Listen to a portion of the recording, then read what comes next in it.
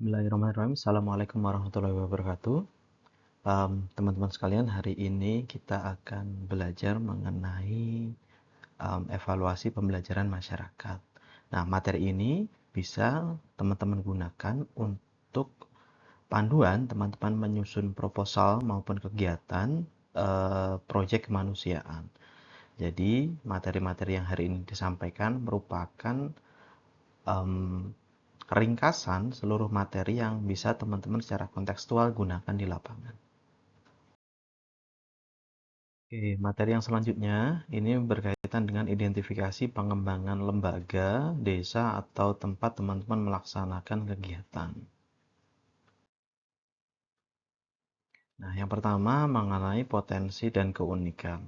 Nah, teman-teman, sebelum teman-teman memutuskan berdiskusi dan menyelenggarakan sebuah kegiatan, pertama yang perlu teman-teman lakukan adalah mengidentifikasi potensi dan keunikan, baik itu potensi alam, budaya, sejarah, atau keunikan lain yang bisa dijadikan eh, narasi teman-teman untuk melakukan kegiatan. Yang pada akhirnya potensi dan keunikan ini teman-teman gunakan untuk melaksanakan evaluasi nantinya. Nah, yang selanjutnya yakni teman-teman perlu berdiskusi kepada lembaga, desa, atau masyarakat di situ berkaitan dengan program atau kegiatan apa yang akan mereka lakukan atau yang akan mereka rencanakan dalam mengembangkan aspek yang teman-teman sudah gagas di bagian awal tadi. Nah, sehingga akan jadi match antara kegiatan yang akan teman-teman lakukan dengan rencana pengembangan yang dilakukan oleh desa, lembaga, atau tempat teman-teman berkegiatan. Nah, yang selanjutnya, selain lembaga atau pemerintah yang berwenang di area tersebut, teman-teman perlu mengajak diskusi stakeholder maupun masyarakat yang berada di sekitar wilayah tersebut.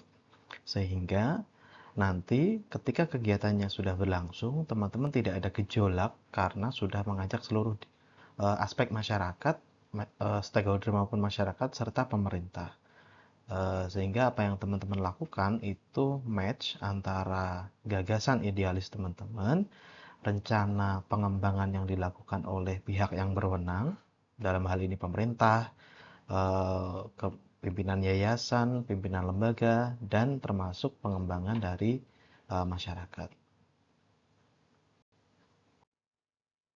Nah, yang selanjutnya teman-teman setelah memahami rencana pengembangan dari lembaga, kemudian memahami sosiologis keadaan masyarakat, yang perlu teman-teman lihat adalah potensi atau identifikasi kebutuhan pendidikan maupun pelatihan bagi masyarakat.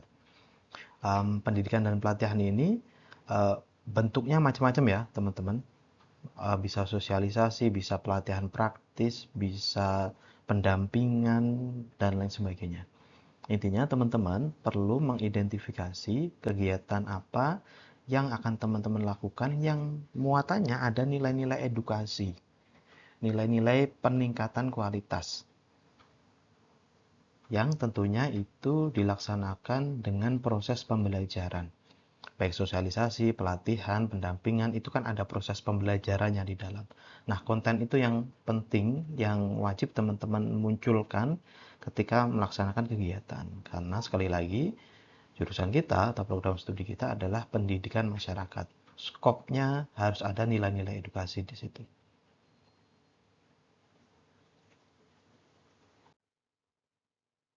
Nah, selanjutnya kita mulai masuk teknis dalam evaluasi pembelajaran. Ada 3 hal teman-teman yang saya sampaikan di sini. Evaluasi pembelajaran itu adalah proses untuk mengumpulkan dan menganalisis informasi tentang hasil, proses, dan dampak dari suatu kegiatan pembelajaran. Ingat ya, teman-teman, mata kuliah kita adalah evaluasi pembelajaran, bukan evaluasi program. Ya, sekali lagi pembelajaran. Proses pembelajaran adalah konteks penyaluran, pemberian informasi atau konten kepada sasaran. Evaluasi pembelajaran kalau di kelas itu dilakukan oleh guru kepada siswa. Nah, evaluasi pembelajaran masyarakat berarti konten yang teman-teman buat, materi yang teman-teman gagas, kemudian disampaikan kepada masyarakat, itu yang dievaluasi. Ya, evaluasi pembelajaran bagian kecil dari evaluasi program.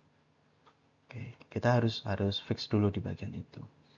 Nah, kemudian yang kedua, evaluasi ini bertujuan untuk memahami sejauh mana pembelajarannya tercapai. Jadi gambarannya begini, kalau di kelas kita kan sudah punya capaian. Di pertemuan satu, teman-teman harus mencapai ini, pertemuan kedua, teman-teman harus mencapai ini, kemudian dievaluasi di tengah semester misalkan ada UTS. Nah, itu gunanya untuk melihat apakah capaian-capaian yang sudah ditetapkan tadi tercapai dalam proses pembelajaran. Nah, sama dengan kegiatan atau programnya teman-teman. Ketika teman-teman merancang sebuah program, harus ada capaian-capaiannya. Misalkan, kegiatan pelatihan, membuat kerajinan misalkan di PKBM misalkan. Kerajinannya membuat gelang manik-manik misalkan.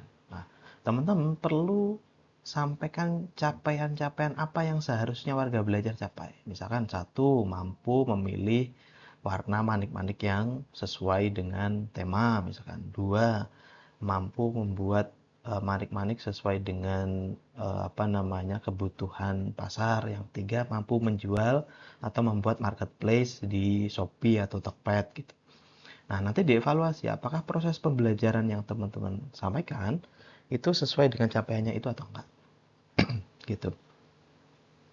Dan yang terakhir, evaluasi pembelajaran membantu meningkatkan kualitas pendidikan dan memastikan bahwa proses pembelajarannya berjalan optimal. Sehingga kalau nanti misalkan capaian warga belajarnya itu mampu membuat manik-manik dengan warna yang menarik, misalkan pembelajarannya, ketika warga belajarnya itu tidak mampu membuat gelang manik-manik dengan berbagai warna yang menarik, itu dievaluasi. Apakah materi belajarnya yang kurang tepat? Apakah metodenya yang kurang tepat? Cara menyampaikannya yang tidak tepat? Atau medianya yang kurang tepat? Nah, evaluasi pembelajaran ada di situ.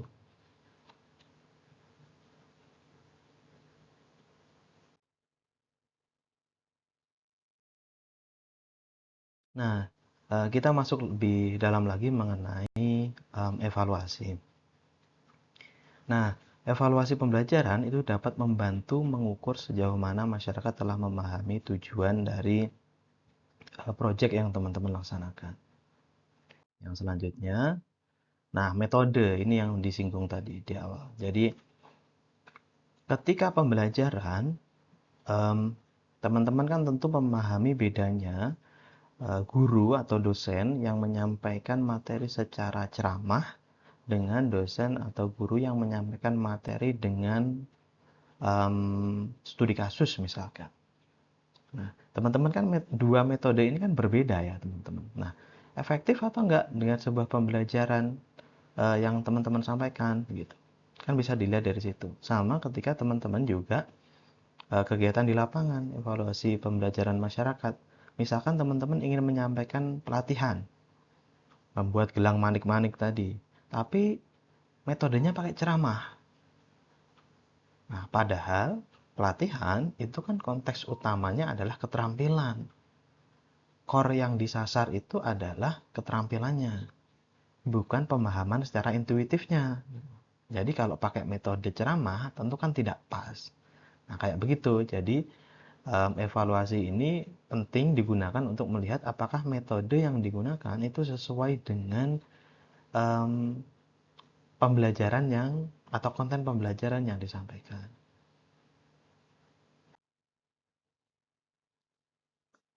Nah, selanjutnya evaluasi ini dapat mengukur sejauh mana masyarakat terlibat dalam pembelajaran. Dengan teman-teman melihat uh, antusiasme masyarakat, kemudian ikut andilnya masyarakat, itu juga menjadi salah satu fungsi evaluasi yang bisa teman-teman lakukan. Kalau di kelas misalkan guru atau dosen menyampaikan materi kan ada mahasiswa yang antusias, ada yang tidak. Nah, itu berkaitan dengan itu. Ketika di masyarakat pun juga begitu. Kalau masyarakatnya antusias dengan pembelajaran yang teman-teman sampaikan, berarti ada ketertarikan. Kalau ada ketertarikan, berarti materinya terserap. Kalau mereka acuh tak acuh, diam saja, berarti ada yang salah. Nah, itu perlu dievaluasi. Sekali lagi, apakah itu materinya yang membosankan, atau metodenya yang tidak tepat, dan lain sebagainya. Nah, ini evaluasi untuk membantu mengidentifikasi identifikasi mana yang perlu menjadi eh, yang dirubah itu yang mana? Apakah metodenya, materinya, atau pendekatannya, atau yang lain? Fungsi evaluasi. Nah, ini bisa dibaca sendiri. Balik dari evaluasi memberikan informasi yang berharga pada pihak yang terlibat dalam pengembangan proyek. Nah, sekali lagi, evaluasi yang digunakan itu bertujuan untuk meningkatkan programnya atau meningkatkan kualitas pembelajarannya sehingga nanti ketika ada kegiatan-kegiatan yang serupa, teman-teman sudah memahami bagian-bagian mana yang perlu diafirmasi atau ditingkatkan dan bagian-bagian mana yang sudah cukup baik. Nah, selanjutnya pemaknaan dan tujuan evaluasi pembelajaran. Nah, konsep evaluasi pembelajaran. Yang pertama, proses sistematik untuk mengumpulkan, menganalisis, dan mengevaluasi data dan informasi terkait pembelajaran. Yang kedua, dalam konteks pemberdayaan, evaluasi tidak hanya berfokus pada pembelajaran individu, tetapi juga pembelajaran dan perkembangan secara komunal atau secara keseluruhan. Jadi, konsep evaluasi pembelajaran masyarakat ini itu adalah proses untuk mengumpulkan dan menganalisis maupun mengevaluasi respon dari warga belajar ketika mereka belajar. Sehingga nanti mampu mengidentifikasi apakah pembelajaran yang teman-teman lakukan itu sudah baik, sudah tepat, sudah sesuai dengan kondisi warga belajar. Nah, ini yang kita singgung di awal tadi, evaluasi program dan evaluasi pembelajaran. Nah, evaluasi pembelajaran fokus pada proses pembelajaran dan capaian tujuan belajar. Oke, teman-teman, evaluasi pembelajaran fokus pada cara teman-teman menyampaikan informasi kepada warga belajar. Kalau teman-teman ditempatkan di bantaran sungai dan teman-teman melakukan kegiatan edukasi untuk menjaga sungainya tetap sehat, berarti yang dievaluasi adalah proses penyampaian kontennya itu tadi. Kalau teman-teman penyampaian kontennya melalui sosialisasi, yang dievaluasi adalah sosialisasinya. Apakah sudah sesuai atau sudah masuk belum nilai-nilai edukasinya itu pada masyarakat. Nah, kalau teman-teman melaksanakan pelatihan, teman-teman perlu lihat keterampilan yang di apa namanya dapat oleh warga belajar sudah sejauh mana gitu. Itu evaluasi pembelajaran. Kalau evaluasi program itu lebih luas lagi kaitannya dengan dampak yang dihasilkan dari pembelajaran yang dihasilkan. Misalkan setelah pelatihan mereka mampu secara mandiri mendirikan koperasi untuk menyalurkan hasil hasil pelatihannya itu gitu.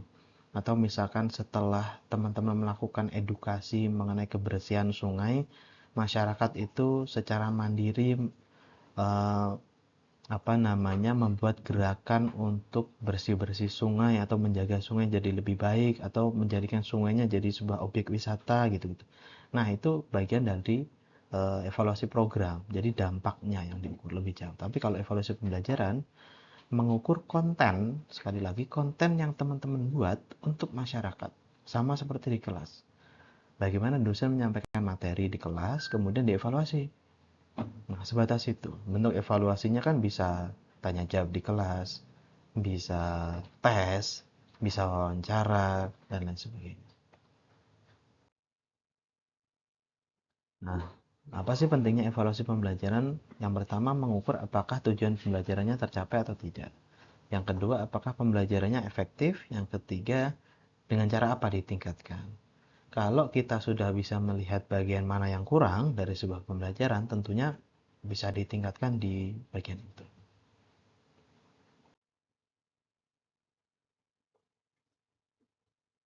Oh, ini masih masih pakai materi yang lama. Nah, yang selanjutnya pemaknaan dan tujuan evaluasi pembelajaran. Alat evaluasi pembelajaran. Nah, ini yang spesifik teman-teman gunakan dalam kegiatan di lapangan dan khusus untuk mata kuliah evaluasi pembelajaran. Nanti teman-teman memilih alat evaluasi apa yang teman-teman bisa gunakan untuk kegiatan teman-teman. Nah, alat evaluasi ada dua teman-teman. Ada teknik tes, yang kedua ada teknik non-tes. Kalau teknik tes itu prosedur penilaian pembelajaran yang sistematis, objektif untuk memperoleh data ukuran yang dimiliki oleh individu. Yang teknik non-tes itu pengamatan dan pencatatan aktivitas secara sistematis, logis, dan rasional mengenai fenomena. Nah, selanjutnya teknik tes. Teknik tes itu ada beberapa pilihan. Ini apa namanya? Sedikit saya cuplik saja. Kalau teman-teman menemukan teknik tes yang lainnya itu dipersilakan. Yang pertama adalah teknik tes benar salah, yang kedua pilihan ganda, yang ketiga kuadran, yang keempat esai. Nah, instrumen evaluasi pembelajaran yang menampilkan soal dengan opsi jawaban salah atau benar ini evaluasi yang pertama, sehingga nanti teman-teman memberikan soal di mana ada opsi jawabannya benar atau salah. Ya, ada dua pilihan. Yang kedua adalah pilihan ganda, instrumen evaluasi pembelajaran yang menampilkan soal dengan opsi jawaban pilihan ganda, multiple choice, dengan satu jawaban benar. Ini seperti soal-soal yang biasa teman-teman kerjakan di UTBK, di UTS, UAS kalau teman-teman yang pilihan ganda. Jadi ada pertanyaan, kemudian opsi mana yang benar itu yang menjawab. Nah, yang ketiga adalah kuadran. Kuadran ini nggak lihat benar salah, semuanya benar, tapi kadarnya ada yang sangat benar, ada yang kurang benar, gitu. Jadi antara jawaban satu dengan yang lainnya tidak ada jawaban salah, tetapi misalkan soal satu gitu, jawabannya ada A, B, C, eh, sorry A, B, C, D lah paling nggak supaya pas A, B, C, D. Kemudian jika memilih A, nilainya itu 10. Kalau jawab B, nilainya 20. Kalau jawab C, nilainya 30. Nah, gitu-gitu. Semua jawaban benar, cuma porsinya yang berbeda, kualitasnya yang berbeda. Yang keempat adalah esai. Ini um, si warga belajar atau peserta didiknya setelah mengikuti pembelajaran atau kegiatan, mereka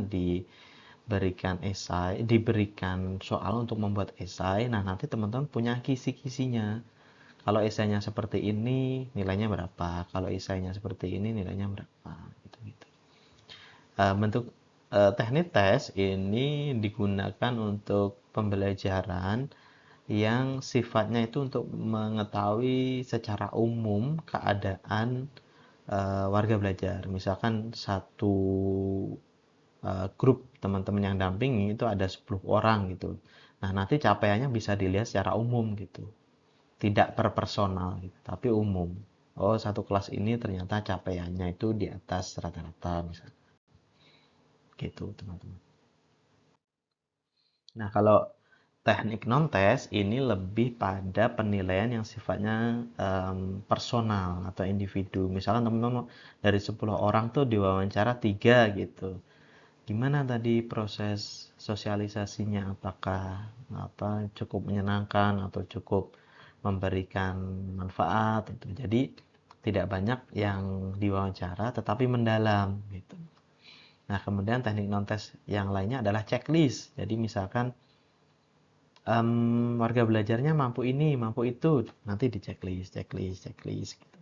Jadi teman-teman punya checklist di mana nanti setiap individu itu atau individu yang terpilih itu dilihat, diamati. Oh, si A ini sudah menguasai ini, sudah menguasai ini, sudah menguasai ini. Itu. Jadi ada checklistnya.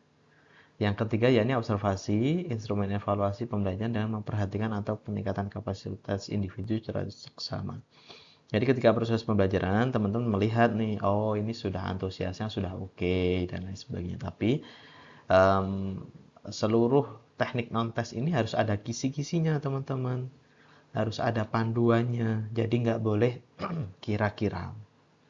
Misalkan wawancara, nggak boleh ngelantur aja wawancaranya, tetapi harus ada bagian-bagian apa yang perlu ditanyakan, dengan pertanyaan seperti apa, harus ada kisi-kisinya, harus ada panduannya. Yang terakhir adalah portofolio. Portofolio itu melihat luaran, atau misalkan tadi pelatihan membuat gelang manik-manik. Dilihat apakah gelang manik-manik yang dihasilkan oleh warga belajar itu sudah sesuai dengan materi yang disampaikan oleh teman-teman atau belum. Misalkan gitu. Nah, dalam konteks mata kuliah evaluasi pembelajaran yang teman-teman gunakan untuk proposal maupun kegiatan nantinya, yang nanti saya nilai adalah ketepatan atau kontekstualisasi dari apa namanya kegiatannya dengan alat evaluasinya. Ya, kesesuaian antara alat evaluasi dengan kegiatannya. Misalkan teman-teman membuat pelatihan membuat kerajinan. Kemudian teman-teman membuat alat evaluasinya berupa portofolio, tes. Nah, itu kan tepat ya. Karena ketika membuat kerajinan, yang perlu teman-teman lihat kan adalah luarannya. Kalau luarannya dievaluasi secara bagus, secara portofolio, itu tentu tepat. Atau tes misalkan. Jadi sebelum pelatihan teman-teman tes.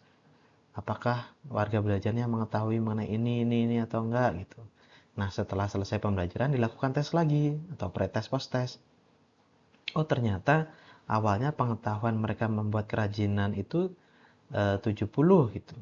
Setelah dites, setelah kegiatan kemudian dites, pengetahuan mereka jadi 90 misalkan. Berarti kan ada kenaikan. Berarti kan alat ukur ini tepat untuk pelatihan membuat kerajinan. Tapi ketika teman-teman membuat apa namanya kerajinan, pelatihan kerajinan, kemudian alat evaluasinya itu berupa membuat esai, nah berarti kan nggak tepat, ya kan? Nggak tepatnya gimana? Ini kan pelatihan membuat kerajinan. Tentu yang dihasilkan atau peningkatan kompetensinya itu bagian keterampilan, bukan pemahaman mereka atau pengetahuan mereka. Kalau esai kan dilihat untuk pengetahuan, tapi ini kan keterampilan. Jadi kan tidak match antara kegiatannya dengan alat evaluasinya.